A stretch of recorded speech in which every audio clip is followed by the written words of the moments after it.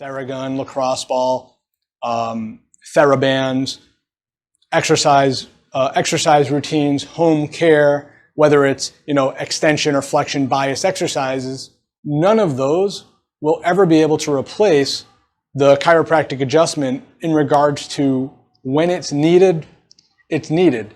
And I don't think people should wait until they're in a 10 out of 10 pain to go get adjusted. That's kind of the idea of wellness.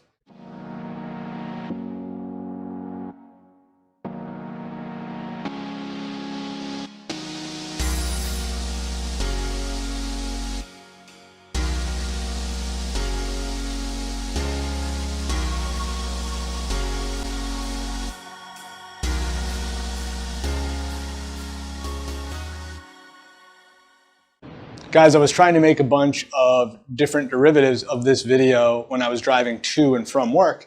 And I thought, now that I have a minute, we're going to set the record straight with this video.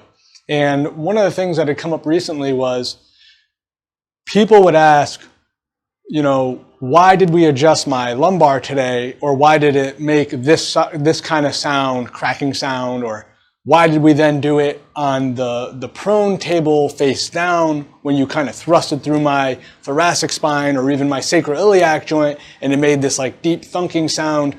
Why did we do the adjustment another way on another particular day? And even though they understood that we were working in like this process towards becoming what we call here in the office stable, like a stable spine, because the only reason you can't bend down to do the things you love to do, or to jump up, or to throw the ball, or to get on the ground and play with the kids, or to deadlift the weight you want to deadlift, or squat, what I'm saying, in the gym, those types of things, those activities you love to do, when you can't do those bring you into the office. There's a process and a trial of care or a treatment plan, any which way you want to spin it, that goes into kind of getting stable, or without having the lack of integrity within the spinal mechanics or within your spine and your spinal mechanics. So what it is we have to remember that we are working in patterns and combinations of adjustments. And the reason that we do this is because of the patterns or the compensation patterns that happen to our spine as they try to compensate or move away from the injured joint. And the reason that I will say, I'll go as far as to say some people have to, other people will probably regret they didn't go to see the chiropractor or find the right chiropractor, is because the joint that is affected, the one that is mechanically compromised, meaning you cannot go past a certain range of motion without it just grabbing and seizing your body. And you might think that that's a muscular problem. You might know it's a disc problem. How is it a nerve problem, or how come after we make a big adjustment it doesn't get corrected? It's because that primary area may not be ready for an adjustment out of the gates. The inflammation and the swelling and the guardedness, if you will, the guarding around the joint, when it's locked down, will not allow that area to get adjusted. So sometimes we have to work in areas we call compensations, or pick up on these compensating patterns to then make our way down to the primary area. Sometimes, whether or not the adjuster is skilled, something we say in chiropractic very often is the right adjustment at the right moment at the right time could take care of the primary area, and still after that you'll have residual effects of the compensating, not just muscles, but other compensating areas of your spine. So again, I wanted in a roundabout way to say there are these patterns and these combinations of adjustments that seem to do very well, and how we can actually help get the spine stable over time, that even works a little bit different than just that concept of wellness long term.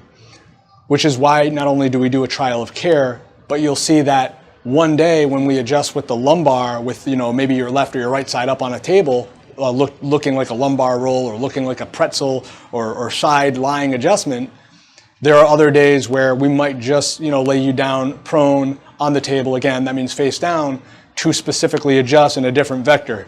Because of everything I just explained, that's how we make the biggest difference. And that's why the chiropractic adjustment is so important and why it needs to be done specifically.